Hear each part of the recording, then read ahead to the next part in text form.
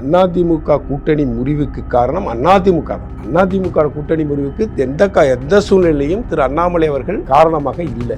எதுக்கு அப்ப மட்டும் வசதாக்கு ஆதரவு கொடுத்தீங்க? அப்ப தெரியாம ஓட்டு போட்டோம், இப்போ நாங்க திருந்திட்டோம் அப்படிங்கிறாங்க சார். திருந்திட்டோம்னா அரசியல் கட்சி விட்டு ஓடி போயிடணும். காலை பிடிச்சி கையை பிடிச்சி பதவிக்கு வந்தார் அண்ணாமலைன்னு சொன்னப்ப இந்த பிஜேபி தலைவர்கள் என்ன செஞ்சிட்டு இருந்தாங்க? புதிய கல்விக் கொள்கையை ஏற்க மறுக்கிறதுனால எங்களுக்கு நிதியை ரொம்ப கம்மியா கொடுக்குறீங்க மத்திய அரசாங்கம், சீக்கிரமா கொடுங்க என்று சொல்றாங்க சார். புதிய கல்வி கொள்கை ஏற்றுங்க, கொடுத்துட்டு போறோம். புதிய கல்விக் கொள்கை ஏன் வேண்டாம்னு சொல்றாங்க? மும்மொழி கொள்கைன்னு சொல்றாங்க. அதுல எங்க மும்மொழி கொள்கை இருக்கு? கேரள முதல்வரும் தமிழக முதல்வரும் கூட்டு சேர்ந்து கொள்ளையடிக்கிறாங்க அந்த 2000 ரூபாய் பணம், 2000 கோடியை. மும்மொழி கொள்கை, குலக்கல்வி ரெண்டு இருக்கும். உன்னால முடிஞ்சா எழுத்துக்க, நீங்க செயல்படுத்து, பணம் தர்றோம். செயல்படுத்தல பணம் கிடையாது, செத்து போ. ரொம்ப அரகண்டா இருக்கு. ஆமா சார்.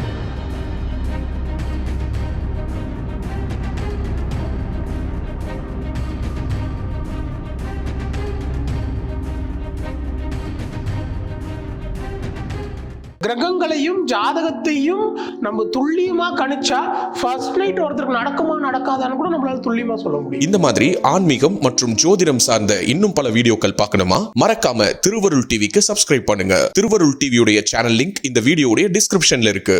பேசு தமிழா பேசு நேயர்களுக்கு வணக்கம். இன்று நம்முடன் இணைந்திருக்கும் சிறப்பு விருந்தினர் நடிகர் ரவி அவர்கள். அவரோட உரையாடப்படும். வணக்கம் சார். வணக்கம் கிரண் சார். சமீபத்தில் நீங்க பார்த்திருப்பீங்க, நீண்ட நாட்கள் நீங்க சொல்லிட்டு வந்தது திமுக அதிமுக என்ற இருபெரும் திராவிட கட்சிகளையும் ஒரே எல்லையில வச்சு பார்த்த ஒரே தலைவர் அண்ணாமலை அவர்கள் என்று.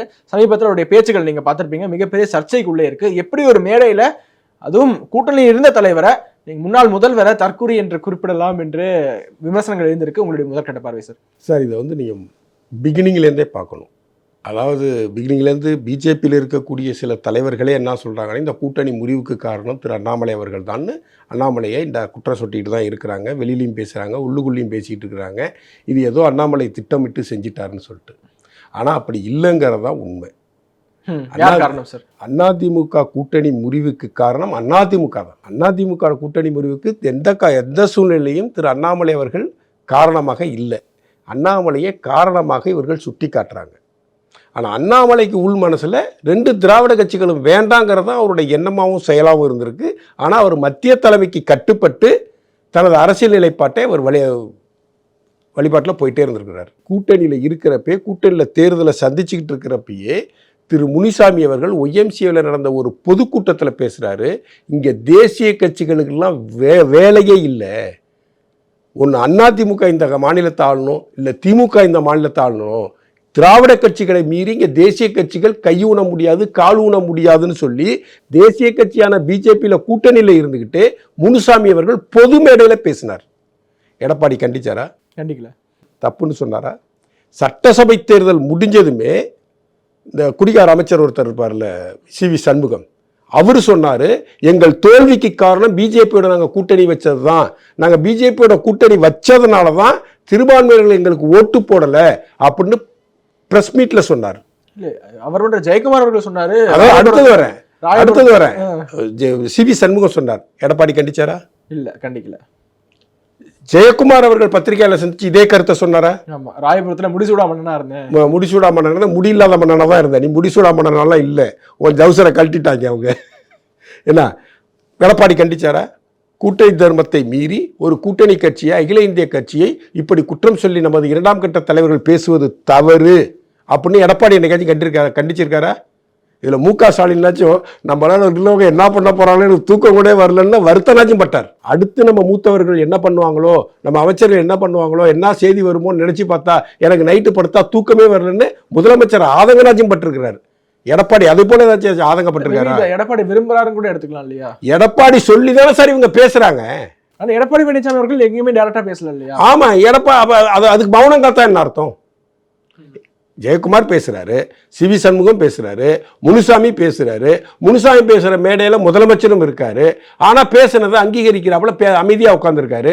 எதிர்த்து ஒரு வார்த்தை கேட்க மாட்டேங்கிறாரு. இப்படி பேசுறது தவறுன்னு சொல்ல மாட்டேங்கிறாரு. இப்படிலாம் பேசக்கூடாதுன்னு கண்டிக்க மாட்டேங்கிறாரு. அவங்க உள்ளரங்க கூட்டத்தில் கூட இதை கண்டிக்கிற. அப்ப எடப்பாடி அவர்களின் முழு ஆசீர்வாதத்தோடு தான் திரு சி.வி. சண்முகம், திரு ஜெயக்குமார், திரு முனிசாமி அவர்கள் பிஜேபிக்கு எதிராக பிஜேபி தான் எங்கள் தோல்விக்கு காரணம் என்ற கருத்தை மக்கள்கிட்ட கொண்டு போய் சேர்க்கறதுக்கு எடப்பாடி சொல்லி தான் இவங்க செஞ்சாங்க. அப்போ இவங்க கூட்டணியில் தானே இருந்தாங்க. அப்போல்லாம் மசோதாவுக்கு ஆதரவு கொடுத்தாங்களா? அதுக்கு முன்னாடிலாம் எதுக்கு அப்போ மட்டும் மசோதாவுக்கு ஆதரவு கொடுத்தீங்க? அப்போ தெரியாமல் ஓட்டு போட்டோம், இப்போ வந்து நாங்கள் திருந்திட்டோம் அப்படிங்கிறாங்க சார். திருந்திட்டோன்னா அரசியல் கட்சி விட்டு ஓடி போயிடணும்.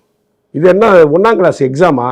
நாங்கள் தெரியாமல் எழுதிட்டோம், ஃபெயிலாக போயிட்டோம், இப்போ தெரிஞ்சு எழுதுறோம், ஒரு தடவை பாஸ் போடுங்கன்னு போய் கேட்கறதுக்கு அறிவு வேண்டாம். அதனால தான் தற்கூறிங்கிறார் எங்கள் தலைவர். ஒரு அறிவு ஞானத்தோட இந்த மசோதா இந்த நாட்டுக்கு தேவையா தேவையில்லையா, சிஏஏ இந்த நாட்டுக்கு தேவையா தேவையில்லையா அப்படி என்பதை நாங்கள் பார்த்தோம். அந்த காலகட்டத்தில் சிஏஏ தேவை என்பதை நாங்கள் உணர்ந்தோம், ஆதரவளித்தோம். அதில் இருவேறுபட்ட கருத்து இல்லைன்னு கொண்ட கொள்கைக்கு ஸ்ட்ராங்காக இருக்கிறவன் தான் அரசியல்வாதி. அன்னைக்கு நாங்கள் கூட்டணியில் இருந்ததுனால ஓட்டு போட்டோம், இன்னைக்கு கூட்டணியில் நாங்கள் எதுக்குறோம்னு சொன்னா அவர் தற்குறி, தன்மானம் இல்லாதவர். இதற்கு என்ன சொல்றாங்கன்னா, பாஜக இருக்கக்கூடிய சில நபர்களே தலைவர் இப்படி பேசிருக்க கூடாது, பிற கட்சி தலைவர்களா இது மாதிரி விமர்சனம் செய்வது சரியா?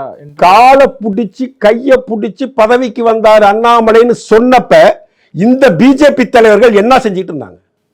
கண்டனம் தெரிவிச்சாங்களா? இப்படி எல்லாம் எங்கள் மாநில தலைவரை பேசக்கூடாது, வரம்பு மீறி பேசுறீங்க அப்படின்னு இன்னைக்கு நியாயம் பேசுற எந்த தலைவராவது அண்ணாமலையை இப்படி குற்றம் சாட்டி பேசினப்ப எதிர்கேள்வி கேட்டாங்களா? விமர்சனம் வச்சாங்களா? இல்ல இந்த பேட்டியில சொன்னப்பயே திரு எடப்பாடி பழனிசாமி அவர்கள் இப்படிப்பட்ட விஷயத்தை பேசினதுனாலதான் இப்படிப்பட்ட ரியாக்ஷன் வந்துச்சு அண்ணாமலை கிட்ட அப்படின்னு சொல்லணும்ல. அண்ணாமலை செஞ்சது தவறு, அண்ணாமலை தவறுன்னு சித்தரிக்கக்கூடிய முயற்சிக்கக்கூடிய தலைவர்கள் அண்ணாமலை ஏன் இதை பேசினார்னு வரணும்ல. Every action have equal and same reaction, Newton law இருக்குல்ல. நீ ஒன்னு செஞ்சா நான் ஒன்னு செய்வேன். அண்ணாமலை தெளிவா 3 வருஷத்துக்கு முன்னாடி சொல்லிட்டாரு, ஒரு கன்னத்துல இருந்தா இன்னொரு கன்னத்தை காக்கிறதுக்கு நான் ஏசுபரான் இல்ல, நான் அரசியல்வாதி, அடிச்சா திருப்பி அடிப்பேன்னு சொல்லியிருக்காரு. திருப்பி அடிப்பாரு சார். நீங்க பிளேடை வச்சு என் கையை கிழிச்சு விட்டீங்க, நான் கத்தி எடுத்து வயிற்றுல குத்தி விட்டேன். நான் ஏன் கத்தி எடுத்து குத்துனேன்? நான் பிளேடை தானே கிழிச்சேன், நீனும் பிளேடை தானே கிழிச்சிருக்கணும். நான் பிளேடால கிழிச்சேன், நீ குச்சை வச்சு தானே கிழிச்சிருக்கணும் அப்படின்னு சொல்ல முடியுமா? நீ பிளேடால கிழிச்ச, எனக்கு லைட்டா ரத்தம் வந்தது, நான் கத்தி எடுத்து வஞ்சில சொருவினேன், அவ்வளவுதான் மேட்ரு. நீ பிளேடால கிழிக்காம இருந்தா நான் கத்தியை தூக்க போறதில்ல. நான் என்ன ஆயுதம் எடுக்கணும்னு நீ தீர்மானிக்கிற. இதை பத்தி பேசுறதுக்கு தில்லு இருக்கணும் இந்த பிஜேபி தலைவர்களுக்கு. அண்ணாமலையை இப்படியெல்லாம் பேசக்கூடாது அப்படின்னு சொல்றவங்க எடப்பாடி கிட்ட போய் நீ இப்படிலாம் பேசக்கூடாது, வேலுச்சாமி கிட்ட போய் நீ இப்படிலாம் பேசக்கூடாது. என்ன சொன்னாரு அந்த செல்லூர் ராஜா, ஒரு தர்மகுல அமைச்சர் என்ன சொன்னாரு? கூட்டணி முறிவுக்கு காரணம் என்ன சொன்னாரு? வாயை வச்சுட்டு சும்மா இல்லாம பேசி கூட்டணியை கெடுத்தது அண்ணாமலைன்னு பேசினாரு. அதே கருத்தை தான் வேலுமணி பேசினாரு. அப்பெல்லாம் இவங்க எங்க போனாங்க? ஓட்ட வாயின்னு சொன்னான் உதயகுமார். அப்பெல்லாம் இவங்க எங்க போனாங்க? நம்ம மாநில தலைவருங்க, அவரை உங்களுக்கு பிடிக்கும் பிடிக்காம போகும், உங்களுக்கு அவர் தான் தலைவர்.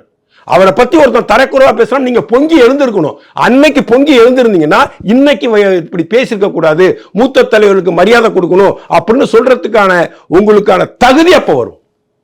அப்பெல்லாம் அமைதியா சிரிச்சுக்கிட்டு ஆகா நம்ம பேச முடியாதவெல்லாம் அவ்வளவு பேசுற உடனே இருந்துட்டு இப்போ அதுக்கு விமர்சனம் பண்ணலாமா?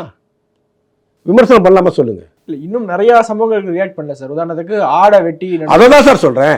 ஆட்டுக்கு அண்ணாமலையோட போட்டோவை மாட்டி ஆட்டை கொண்டு வந்து நடு ரோட்ல விட்டு வெட்டுனா ஒரு பிஜேபி தலைவர் பேசியிருப்பான்? நாங்க பொங்குறோம் சார், அதுக்கு நாங்க சண்டை போடுறோம் சார். அதுக்கு அடிமட்ட தொண்டை, எந்த பதவியும் கிடையாது, அடிப்படை உறுப்பினர் நான் பேசுறேன், நான் பொங்குறேன்.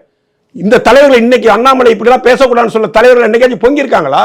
தொழில்துறை அமைச்சர், மாநில அமைச்சர் சொல்றாரு கோயம்புத்தூர்ல உட்காந்துட்டு நாங்க ஆட்டை பழி போடுவோம், பிரியாணி போடுவோம்னு சொன்னாரு. யாராச்சும் பேசுனாங்க? ஆனா உங்களை ஒரு வார்த்தை எந்த கட்சிக்காரன் மாற்று கட்சிக்காரன் பேசிட்டா முதல் அடி அண்ணாமலை கிட்ட இருந்து வருது. இதெல்லாம் இந்த பிஜேபியில் இருக்கக்கூடிய அனுகூல சத்துருக்களான தலைவர்கள் தயவு செஞ்சு உணர்ந்து பார்க்கணுங்கிறது என்னோட தாழ்மையான கருத்து. இதுல சார் அதிமுக கூட்டணி முடிவுக்கு காரணம் அண்ணாமலை இல்லை, எடப்பாடி தான். அவர் தான் திட்டமிட்டு உருவாக்குனார். ஈரோடு இடைத்தேர்தல் வந்துச்சு. ஈரோடு இடைத்தேர்தலில் நான் இத்தனாம் தேதி பிரச்சாரத்துக்கு வரேன்னு எடப்பாடி பழனிசாமிக்கு தகவல் கொடுக்குறாரு அண்ணாமலை. எடப்பாடி போனாரா? தவிர்த்தார். எனக்கு இடுப்பு வலிக்குதுன்னு சொன்னார். சொந்த கட்சி கால் வலின்னு சொன்னார். நான் சொந்த கட்சிக்காரங்க எலெக்ஷன் நினைக்கிறான், மிகப்பெரிய மிருக பலத்தோட ஆளுங்கட்சி எய்த்து போட்டி போடுது, கோடிக்கணக்கில் செலவு பண்ணுறான், 26 அமைச்சர்கள் வார்டு வாரியாக உட்காந்து அங்கே எலெக்ஷன் வேலை பார்க்குறான், ஒரு கூட்டணி கட்சிக்கு தலைவர் பிரச்சாரத்துக்கு வர்றாங்கிறான். எனக்கு இடுப்பு வலி, நீ வீட்டில் போய் படுத்துக்கிட்டீங்கன்னா நீ இந்த கூட்டணியை விரும்பி இருந்த? இந்த கூட்டணி நீ வேணும்னு நினைச்ச? செங்கோட்டையன் வந்தார் கூட, செங்கோட்டையன் கூட சுத்தினாரு. எலெக்ஷன் முடிவு வந்ததும் செங்கோட்டையன் என்ன சொன்னாரு? எங்களுக்கு பிஜேபியோட நாங்கள் கூட்டணி இருந்ததுனால சிறுபான்மை மக்கள் எங்களுக்கு ஓட்டு போடல ஈரோடு கிழக்குல, அதனாலதான் அதிமுக தோச்சுன்னு செங்கோட்டையன் சொன்னார். அங்க ஓபிஎஸ் வேட்பாளரை ரிசைன் பண்ண வச்சு ரெண்டு வேட்பாளர்கள் நின்றக்கூடாது, ரெட்டலை தான் வந்து மிகப்பெரிய சக்தி அங்க இருக்க முடியும், அப்பதான் வெற்றி வாய்ப்பை அடைய முடியும்னு அதுக்கு போராடி ஓபிஎஸ் அவர்களிடம் பேசி வாபஸ் வாங்க வச்சு ஒரே வேட்பாளர் களமிறக்கி திமுக 1-1 ஒரு போட்டியை உருவாக்குனதுக்கு மிக முக்கிய காரணம் திரு அண்ணாமலை. அண்ணாமலையோட சேர்ந்து பிரச்சாரம் போக மாட்டேன்னு சொன்னாரு திரு எடப்பாடி பழனிசாமி அவர்கள். எடப்பாடி ராமமூர்த்தி, வாழப்பாடி ராமமூர்த்தி மேல உள்ள கோபம் அது. அவருக்கு தமிழ்நாட்டுக்கு செஞ்ச துரோகம் இருக்குல்ல, அதே துரோகத்தை இந்த எடப்பாடி பழனிசாமி செய்யறாரு. அதனால அது கனெக்ட் ஆகிட்டே இருக்கு. விரும்பி கூட்டணி இருந்தாங்கன்னா நீங்க கேட்டீங்க சார். இப்போ எடப்பாடி பழனிசாமி அவர்கள் இன்னும் பல அதிமுக நிர்வாகிகள் என்ன சொல்றாங்கன்னா, மூத்த அமைச்சர்கள் கூட 10 வருஷமா பாஜக அரசாங்கம் தமிழ்நாட்டுக்கு எதுவுமே பண்ணல, இப்போ வந்து எந்த தைரியத்துல ஓட்டு கேட்கறீங்க என்று திரும்ப சொல்லிட்டே இருக்காங்க. 10 வருஷமா பாஜக அரசாங்கம் தமிழ்நாட்டை வஞ்சித்து கொண்டே இருக்கிறது என்று சொல்றாங்க. இவங்க 4 வருஷம் இருந்தாங்களே, ஜெயலலிதா அம்மா பீரியட விட்டுருவோம். எடப்பாடி தலைமையில 4 வருஷம் இங்க ஆட்சி நடந்துச்சுல்ல, இந்த 4 வருஷத்துல உங்களுக்கு எதுவுமே செய்யலைன்னா நீங்க எதுக்கு திரு நரேந்திர மோடி அவர்களுக்கும் திரு அமித்ஷா அவர்களுக்கும் வெண்சாமரம் வீசிக்கொண்டு அவர்கள் சொன்னதுக்கெல்லாம் வாயும் தேசியம் பொத்திக்கிட்டு இருந்தீங்க? எதுக்கு அவங்க கொண்டு வந்த தீர்மானத்தெல்லாம் எந்த விதமான கண்டிஷன் இல்லாமல் பாராளுமன்றத்தில் உங்கள் உறுப்பினர் வந்து ஓட்டு போட்டு ஆதரிச்சிங்க? ராஜ்யசபாவில் எதுக்கு நீங்கள் ஆதரிச்சிங்க? எதுவுமே செய்யல. எதுவுமே செய்யாமல் உங்களுக்கு 11% இடஒதுக்கீடு கொடுத்தாரு. 11 மருத்துவக் கல்லூரியில் ஒரே நாளில் கொடுத்தாரா? இது எதுவுமே செய்யலையா? 1 லட்சம் கோடி ரூபாய்க்கு டிஃபென்ஸ் காரிடாரை கொடுத்தார, எதுவுமே செய்யலையா? இது எதுவுமே செய்யற விஷயத்துல வராதா? முத்ரா கடன் திட்டத்துல தமிழ்நாட்டுக்கு தான் அதிக கடன் கொடுத்திருக்காங்களே, அது எதுவுமே செய்யலையா? கண்ணு தெரியாதா? காது கேட்காதா? தற்குறியா நீங்க? இதுக்குதான் எங்க தலைவன் தற்குறிங்கிறான். புரியுதுங்களா உங்களுக்கு? எதுவுமே செய்யாம 11 மெடிக்கல் காலேஜ் நீ வாங்கிட்டு வந்தியா?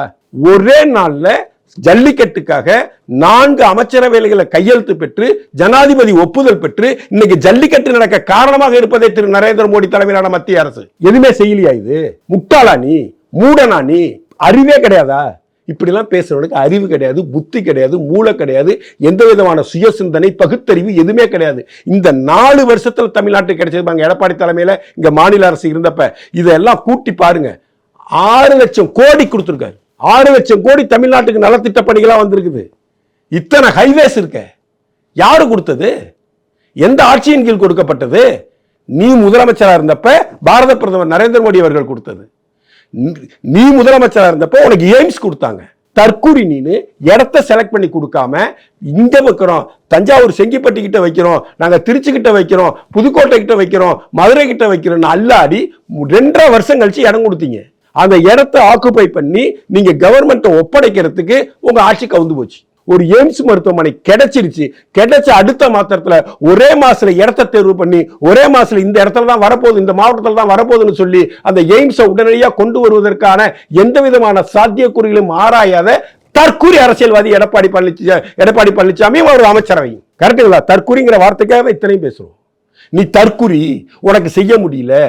உன் ஆட்சியில 4.5 வருஷத்துல 4500 போராட்டங்கள் நடந்திருக்கு, சின்னதும் பெருசுமா. இன்னைக்கு நெடுவாசல்ல பிரச்சனை இல்லையா? நெடுவாசல் இன்னைக்கு பெட்ரோகெமிக்கல் எடுக்கலையா சார்? நெடுவாசல் எடுக்கிறாங்களா இல்லையா? இன்னைக்கு ஏன் போராட்டம் இல்லை? இன்னைக்கு கதிராமங்கலத்தில் எடுக்கிறாங்களா இல்லையா? இன்னைக்கு ஏன் கதிராமங்கலத்தில் போராட்டம் இல்லை? திமுக ஆட்சியில் இருக்குல்ல சார். இப்போ வந்து ஒரு சமீபத்தில் ஒரு ஃபேக்ட்ரியில் வந்து விஷ வாயு கசிஞ்சு அந்த ஊர் மக்கள்லாம் 100 நாளாக போராடி அந்த ஃபேக்ட்ரிக்காரன் வந்து மக்களுக்கு வந்து பணத்தை கொடுத்து சரி பண்ணி அது திரும்ப ஃப்ளாஷ் ஆகி இப்போ ஒரு மேட்டர் நடந்துட்டு இருக்கு. இதை பற்றி ஏன் போராட்டமே வரல? இப்பயும் நடக்குதில்ல, இப்பயும் லாக்அப் டெத் நடக்குதில்ல. விவசாயிகள் மேலேயே வந்து குண்டாஸ் போட்டாங்கல்ல இந்த ஆட்சியில், போராட்டமே இல்லை. உன் ஆட்சி காலத்தில் 4500 போராட்டம் நடந்தது. தற்குறிகள் ஆட்சி செஞ்சால் 4500 போராட்டம் நடக்கும். ஒரு வார்த்தைக்கு ஏன் சார் இவ்வளோ விளக்கம்? ஆமா சார், இவ்வளவு சொன்னாதான் மக்களுக்கு புரியும். என் தலைவன் தற்குறின்னு ஒரு வார்த்தையில் சொல்லிட்டு போயிட்டான், அது தப்பு ரேட்டுன்னு எல்லாரும் நிறைய பேர் பேசிட்டு இருக்காங்க. ஏன் தற்குறி? எடப்பாடியும் எடப்பாடி மந்திரி சபையும் எதுக்கு ஒட்டுமொத்தமாக தற்குறியாக இருந்தது அப்படின்னா இத்தனை விஷயம் மக்களுக்கு புரியணும். 4500 போராட்டங்களை அடக்க துப்புள்ளாத துப்பு கெட்ட தற்குறி அரசாங்கத்தை நடத்தினார் எடப்பாடி பழனிசாமி அவர்கள். எடப்பாடி பழனிசாமி அவர்களை 4 ஆண்டு ஆட்சி பண்ணாரு. 4500 போராட்டத்தை செஞ்சார். அதெல்லாம் அடக்க துப்பு இருந்துச்சா? துப்பாக்கி சூட்டை நான் டிவியில் பார்த்து தெரிந்து கொண்டேன். தற்கொலை பேசுவாரா? முதலமைச்சர் பேசுவாரா சார்? நான் டிவியில பார்த்தா துப்பாக்கி சூட்டை பார்த்து தெரிஞ்சுக்கிட்டேன்னு. ஒரு மாவட்டத்தில் மிகப்பெரிய கலவரம் நடக்குது. 100 நாளைக்கு மேல அந்த கலவரங்கள் போராட்டங்கள் நடந்துகிட்டு இருக்கு. அவன் பெரிய பேரணிக்கு பிளான் பண்ணியிருக்கிறான். அங்க நீ 144 போட சொல்லியிருக்கிற, அந்த மாவட்ட கலெக்டர் 144 போட்டிருக்கிறான். அதை மீறி நீங்க இந்த இடத்துல தான் போராடணும்னு ஒரு இடத்த பிக்ஸ் பண்ணி தராங்க. ஆனா அதை அத்துமீறி மக்கள் திரளா வர்றான், ஆயிரக்கணக்கான மக்கள். நீ என்ன பண்ண? டிவி பார்த்து தான் துப்பாக்கி சூட்டை கலந்து பார்த்துக்கிட்டேன்னு சொல்ற. இது முதலமைச்சர் சொன்ன பதிலா சார்? எந்த மாநில முதலமைச்சர் சொல்லுவாங்களா? எப்படி கேள்விப்பட்டீங்களா? நான் கேள்விப்படல. என் 60 வயசுல நான் கேள்விப்படல. திரு எடப்பாடி பழனிசாமி மட்டும்தான் சொன்னார். எடப்பாடி பழனிசாமி சொன்னதுக்கு காரணம், எடப்பாடி பழனிசாமி தற்குறி அரசியல்வாதி, அதனாலதான் நான் துப்பாக்கி சூட்டை டிவியில் பார்த்து தெரிந்து கொண்டேன்னு சொன்னார். அண்ணாமலைகள் பார்த்து என்ன கேள்வி கேட்கறாங்கன்னா, இது உங்களுக்கு 2021ஆம் ஆண்டு தெரியலையா? அதற்கு முன்பு தெரியலையா? நீங்க போட்டிட்டீங்களா அரவக்குறிச்சி? அப்ப கூட அதிமுக கூட்டணி இருந்தாதான் நீங்க போட்டிட்டீங்க. உங்களுக்கு கிடைத்த 60,000+ வாக்குகளும் அதிமுக கூட்டணி இருந்தாலும் வாங்கிச்சு. அப்பெல்லாம் நீங்க வாக்குகளை வாங்கிவிட்டு பிறகு கட் பண்ணி விட்டது எப்படி? சுயநலம் தானேன்னு கேட்கறாங்க சார். அவங்களுக்கு சுயநலம் இருக்கிறப்ப நமக்கும் சுயநலம் இருக்கும்.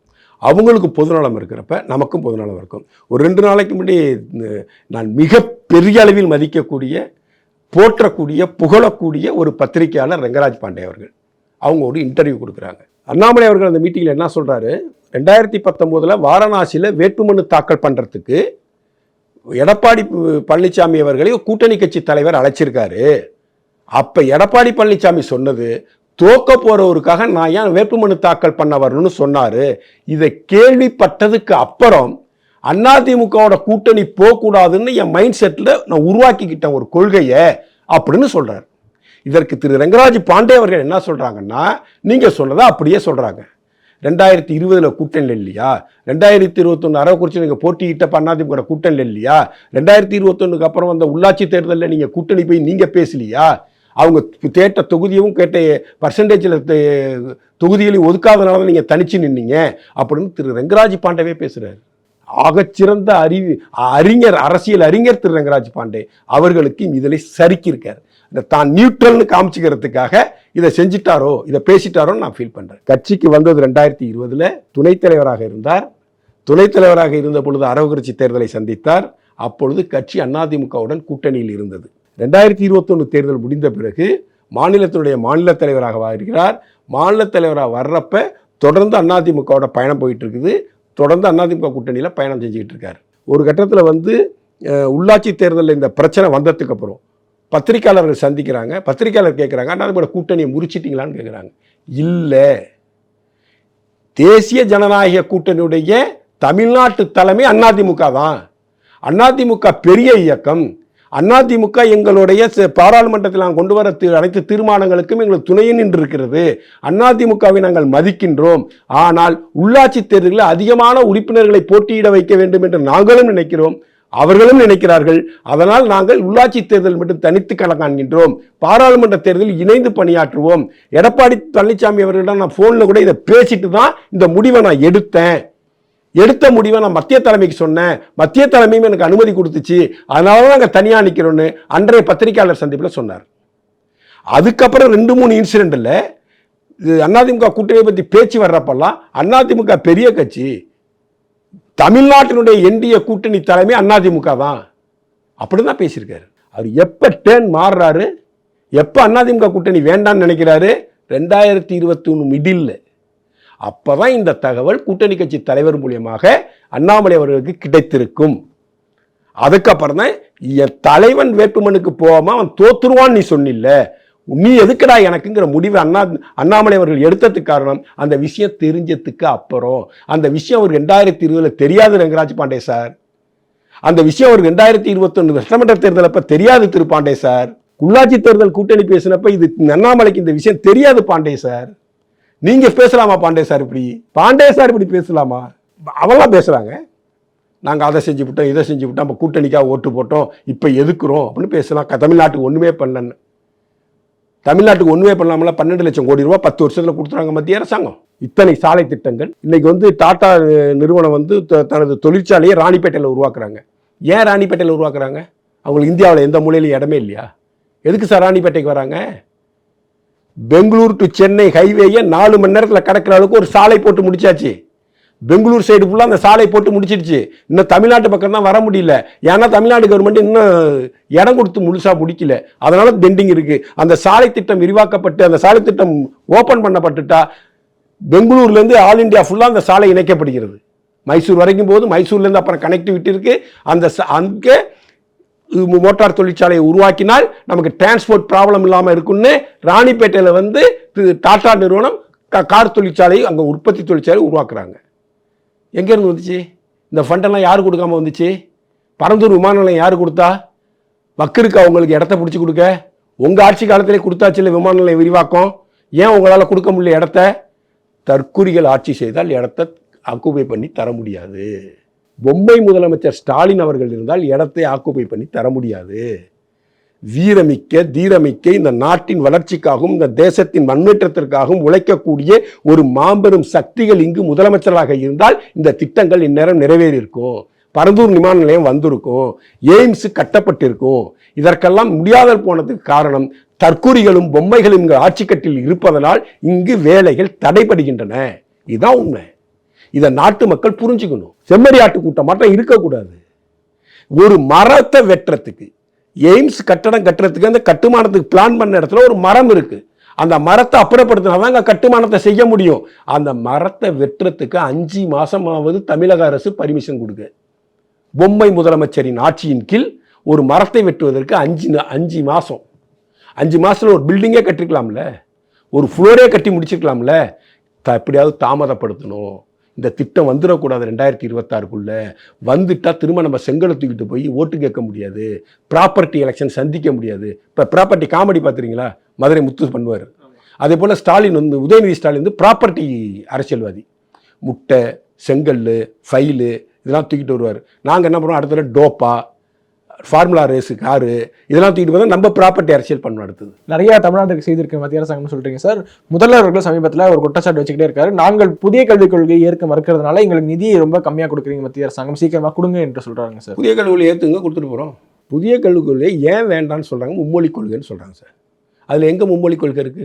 3வது மொழி ஆப்ஷனாக ஏதாவது ஒரு 3வது மொழியை படிப்பா. 3 மொழியை கற்றுக்கிட்டு வாழ்க்கையில் உருப்படப்பாரு.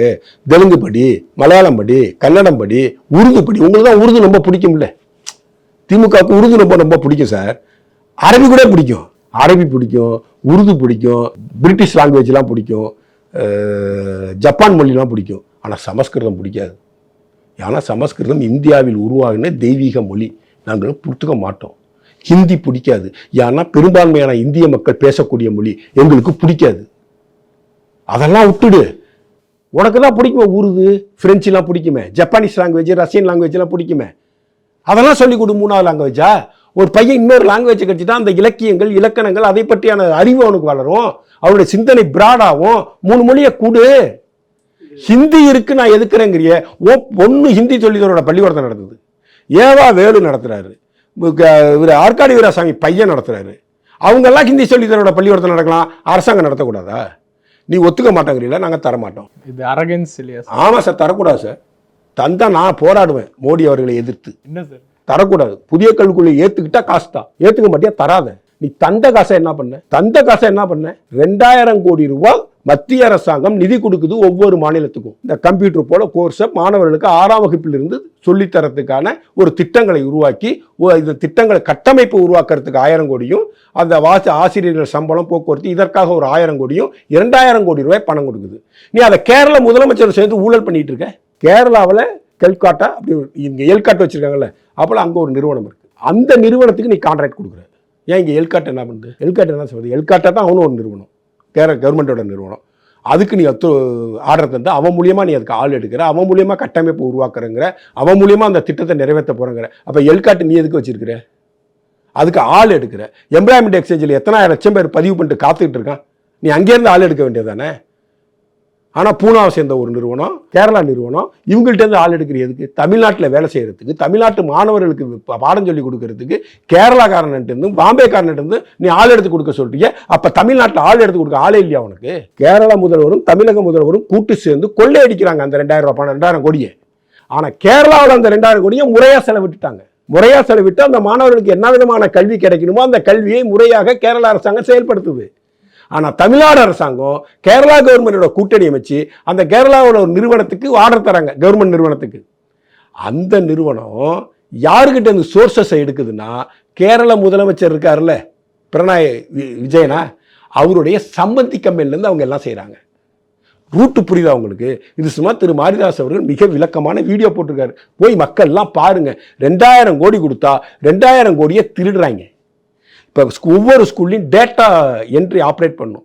இன்னைக்கு மாணவர்கள் எத்தனை பேர் வந்தாங்க, அவங்களுக்கு மதிய உணவு எத்தனை பேர் சாப்பிட்டாங்க, யூனிஃபார்ம் எத்தனை பேருக்கு கொடுத்துருக்குறோம், இலவச புக்கு எத்தனை பேருக்கு கொடுத்துருக்குறோம், இன்னைக்கு ஆசிரியர்கள் எத்தனை பேர் வந்திருக்காங்க, இங்கே எத்தனை மாணவர்கள் படிக்கிறாங்க, தினம் தினம் டேட்டா என்ட்ரி ஆப்ரேட் பண்ணும். அதை அந்த பள்ளியில் இருக்கக்கூடிய கிளர்க்கு கேட்டகரியில் உள்ளவங்க தான் பண்ணணும், இல்லை தலைமை ஆசிரியர் பண்ணணும். எங்களுக்கு பணிச்சுமையாக இருக்குது, எங்களால் பண்ண முடியும்னு சொல்கிறாங்க. அதற்கு கல்வித்துறை அமைச்சர் அன்பில் மகேஷ் பொய்மொழி என்ன சொல்கிறாருன்னா, கொஞ்சம் காத்திருங்கள், விரைவில் இதற்கு ஒரு தீர்வு கிடைக்கும்ன்றாரு. என்ன தீர்வுன்னு பார்த்தீங்கன்னா, திடீர்னு ஒரு நாள் வெள்ளிக்கிழமை அன்னைக்கு ஒரு பேப்பர் அனௌன்ஸ்மெண்ட், பள்ளிகளில் கணனி வகுப்பு நடத்துவதற்கு ஆசிரியர் தேர்வு நடைபெறுது, இந்த வெப் அட்ரஸில் நீங்கள் உங்களோட விஷயத்தை அப்லோட் பண்ணுங்கன்னு. அதுக்கு என்னென்ன கல்வி தகுதின்னு இல்லை, அதுக்கு என்ன நீங்கள் பாடம் சொல்லி தரணும்னு சொல்ல, நீங்கள் எதில் இன்ஃப்ளூயன்ஸாக இருக்கணும்னு சொல்ல, எப்படிப்பட்ட மாணவர்களுக்கு நீங்கள் சொல்லித்தர போகிறீங்கன்னு சொல்ல, இடஒதுக்கீடு இல்லை. 9000 பேர் எடுத்தாச்சு, கன்சால்டேட்டரி 9500 ரூபா. இப்போ அந்த 9000 பேர் தேர்ந்தெடுத்துட்டாங்கல்ல, அவங்கள வச்சு இந்த டேட்டா என்ட்ரிக்கு பயன்படுத்துகிறாங்க. மாணவர்களுக்கு கல்வி எடுக்கலை, கம்ப்யூட்டர் கல்வி போதனை செய்யப்படலை. ஏன்னா எந்த பள்ளிக்கூடத்திலையும் அதற்கான கட்டமைப்புகளை இந்த அரசு உருவாக்கல. இந்த ஒரு திட்டத்திலேயே பள்ளி கல்வித்துறையில இவ்வளவு பெரிய ஊழலை செஞ்சு அட்டூழியம் செஞ்சிட்டு இருக்கிறீங்க. எனக்கு காசு தரலங்கிறீங்க. எப்படியா காசு தருவான்? ஏன் காசு தரணும்? எப்படி காசு தருவோம்? புதிய கல்விக் கொள்கையை ஏத்துக்கிட்டாதான் காசு தருவோம். புதிய கல்விக் கொள்கையை நீ ஏத்துக்கிட்டா உனக்கு இன்னென்ன விஷயங்களுக்கு நாங்கள் நிதி உதவி செய்வோம் மத்திய அரசாங்கம் சொல்லுது. நீங்க புதிய கல்விக் கொள்கையை ஏத்துக்கிட்டீங்கன்னா இன்னென்ன விஷயங்களை நாங்கள் அண்டர்டேக் பண்ணிப்போம்னு சொல்லுது. ஏத்துக்கலையா அதெல்லாம் உனக்கு கிடைக்காது. அதுக்குதான் என்ன சொல்றாங்க, தமிழ்நாடு இந்தியாவில தான் இருக்கு, எங்களையும் நீங்க திணிக்காதீங்க என்று அவங்களோட தரப்பு வாதமா இருக்கு. நாங்க எதையுமே திணிக்கலையே. புதிய கல்விக் கொள்கையை ஏன் எங்க மேல திணிக்கிறீங்க? புதிய கல்விக் கொள்கையில திணிக்க வேண்டிய அவசியம் இல்லையே. புதிய கல்விக் கொள்கையில என்ன தப்பா இருக்குன்னு சொல்லு. திரும்ப என்ன சொல்றாங்கன்னா குலக்கல்வி, அது இது என்ன குலக்கல்வி? இப்ப நீனு தானே அதே போல ஸ்கீம் ஒண்ணு கொண்டு வந்திருக்க, மாநில அரசாங்கம் அதே போல ஸ்கீம் ஒண்ணு கொண்டு வந்திருக்குல்ல. நீங்க செஞ்சா குலக்கல்வி இல்லை, அது இது வொகேஷனல் ட்ரைனிங். மத்திய அரசு செஞ்சா அது குலக்கல்வியா? முட்டாள்தனமா இருக்கா இல்லையா? அது தம்பி, எனக்கு தெரியும், எங்கள் ஊர் பகுதி ஸ்கூலில் 9ஆம் வகுப்பு பாடத்தை எடுக்க மாட்டாங்க, 10வது எடுத்துருவாங்க. 9வது படிக்கிறவே 10ஆம் வகுப்பு பாடத்தை தான் எடுப்பாங்க. அதே மாதிரி தான் சார் 11வது எடுக்க மாட்டாங்க, 12ஆம் வகுப்பு பாடத்தை எடுத்துருவாங்க. போட்டு அவனை மக்கப் பண்ணி அவனை ஒரு இன்ஜின் ஆட்டம் ஆக்கி மார்க் எடுக்கிற இயந்திரமாக்கி அந்த மாணவனை மார்க் எடுக்க வைக்கிற சிஸ்டம் இருக்குங்க. இந்த சிஸ்டத்தை உடைக்கணும்னு +2 மார்க் எப்படி ஸ்கோர் பண்ணுவோன்னா, 9வது மார்க்கில் 15%, 10வது மார்க்கில் 20%, +1 மார்க்கில் 25%, 40% தான் +2 மார்க்கை எடுப்போன்னு புதிய கல்விக் கொள்கை சொல்லுது. இந்த திமுக அமைச்சர்களும் 2ஆம் கட்ட தலைவரும் ஒரு 48 பள்ளிக்கூடத்தை நடத்துறாங்கல்ல, அங்கே இந்த புதிய கல்விக் கொள்கையை ஏற்றுக்கிட்ட ஆல் பாஸ் சிஸ்டம்லாம் அழிஞ்சு போயிடும். அதுக்காக தான் புதிய கல்விக் கொள்கையை எதுக்குறாங்க. புதிய கல்விக் கொள்கை இன்னென்ன தவறு இருக்குன்னு எந்த திமுக காரன்னு சொல்றானா சார்? அதான் சார், திரும்ப ரெண்டே தான் மும்மொழி கொள்கை, குலக்கல்வி ரெண்டு இருக்கும். உன்னால முடிஞ்சா ஏத்துக்க, நீங்க செயல்படுத்து, பணம் தர்றோம், செயல்படுத்தல பணம் கிடையாது, செத்துப்போ. ரொம்ப அரகண்டா இல்லையா சார்? ஆமா சார், ஒரு நல்ல விஷயத்தை நான் தர்றேன். 1.5 லட்சம் கோடி ரூபாய்க்கு டிஃபென்ஸ் காரிடார் அமைக்கிறதுக்கான துவக்க விழாக்கு வராரு பிரதம மந்திரி. கருப்பு கொடி கட்டுறான் திமுக காரன், கருப்பு பலூன் பறக்க விடுறான். முட்டாள் தானே? சென்னை சேலம் 8 வழிச்சாலையை கொண்டு வந்தாக்கா அன்னைக்கு எதிர்த்தான், இன்னைக்கு பார்லிமெண்ட் பேசுறான். சென்னை சேலம் 8 வழிச்சாலை எப்ப கொண்டு வர போறீங்க? அது பசுமை வழிச்சாலை பேர் மாத்திட்டாங்க சார். எப்போ கொண்டு வர போறீங்க? இப்போ இல்லை பசுமை சாலை, அப்பயே பசுமை கிரீன் ரோடு ஆரம்பிச்சாங்க. இப்போ முன்னாடி இருந்தது சென்னை சேலை 8 பசுமை 8 வழிச்சாலை. இப்போ திமுக புதுசாக அவர் கண்டுபிடிக்கிட்டான், சேலம் சென்னை பசுமை வழிச்சாலை. நாங்கள் சென்னை சேலம் 8 வழிச்சாலையை தான் எடுத்தோம், சேலம் சென்னை 8 வழிச்சாலையை எதுக்குலேங்கிறான். புரியுதா தம்பி? அமைச்சர் என்ன சொல்றாரு, ரோட தரையில கட்டாம ஆகாசத்துல கட்ட முடியும். அதையே 4 வருஷத்துக்கு முன்னாடி சொல்ல, எடப்பாடி ஆட்சியில் இருந்தப்போ இதை சொல்லிருந்தோம்ல. ஏவாவல் எடப்பாடி ஆட்சியில் இருந்தப்போ இந்த ஸ்கீம் வந்துச்சு. அப்போ திமுக போராடிச்சு, கூட்டணி கட்சிகளை தூண்டி விட்டுச்சு. திருமாவளவன்லேருந்து கம்யூனிஸ்டுகள்லேருந்து எல்லாரும் போராடின, தெருமுருகன் காந்தியிலேருந்து எல்லாரும் போராடினானுங்க. இன்னைக்கு ஒரு பயிலிக்கான எல்லா பயிலும் செத்து போயிட்டான். இந்த மதுபான கடைக்கு எய்த்தா போகிற அந்த நந்தினியா அந்த அம்மா செத்து போச்சு, கோவன் செத்து போயிட்டான், திருமுருகன் காந்தி செத்து போயிட்டான், இந்த இவ்வளவு கடுமையான வார்த்தைகள். ஆமா சார், செத்து போயிட்டாங்க சார். திரும்ப உயிர் தழுவாங்க. எப்ப திமுக தோத்து போனதும் உயிர் தழுவாங்க. இப்ப மரணப்படுக்கையில் இருக்கிறாங்க, அன்கான்சியஸ் ஸ்டேஜில் இருக்கிறாங்க. இன்னைக்கு ஒண்ணுமே நடக்கலையா? இன்னைக்கு எதுவுமே மக்கள் விரோத போக்கு நடத்தலையா? ஒரு விவசாயி போராடினாங்கிறதுக்காக மேல குண்டாஸ் போட்டப்ப இந்த திருமுருகன் காந்தியில எங்க சார் போயிருந்தான்? அன்னைக்கு போராடினான், நெடுவாசலுக்காக போராடினான், ஜல்லிக்கட்டுக்காக போராடினான். அன்னைக்கு வந்து களத்துல குச்சி ஊன்னு மிச்சர் சாப்பிடுறாரு முதலமைச்சர் கிண்டல் பண்ணானே, அநாகரிகமா பேசினானே. இன்னைக்கு எங்க போனா அந்த திருமுருகன் காந்தி? ஐநா புகழ், ஐநாவில் காசு கட்டி போய் பேசிட்டு வந்து ஐநா சபை ரெப்ரசன்டேட்டிவ்னு சொல்லி போய் சொல்லிட்டு இருக்கான். இவங்களுக்கு வேற வேலையே இல்லை. முதலமைச்சர் அமெரிக்கா போயிருக்காரு தெரியுங்களா? உலக தமிழ் சொந்தங்களுக்கு வணக்கம். நான் ராஜவேல் நாகராஜன். பேசு தமிழா பேசு வலையொலியுடைய வளர்ச்சிக்கு நீங்களும் உறுதுணையாக இருக்கணும்னு நினச்சிங்கன்னா இந்த வீடியோடைய டிஸ்கிரிப்ஷனில் இருக்கக்கூடிய ரேசர் பே லிங்கை கிளிக் பண்ணுங்கள். அந்த லிங்க்கில் போயிட்டு உங்களுக்கு விருப்பமான தொகையை பேசு தமிழா பேசுவனுடைய வளர்ச்சிக்கு உங்களுடைய பங்களிப்பாக நீங்கள் கொடுக்கலாம். நன்றி, வணக்கம்.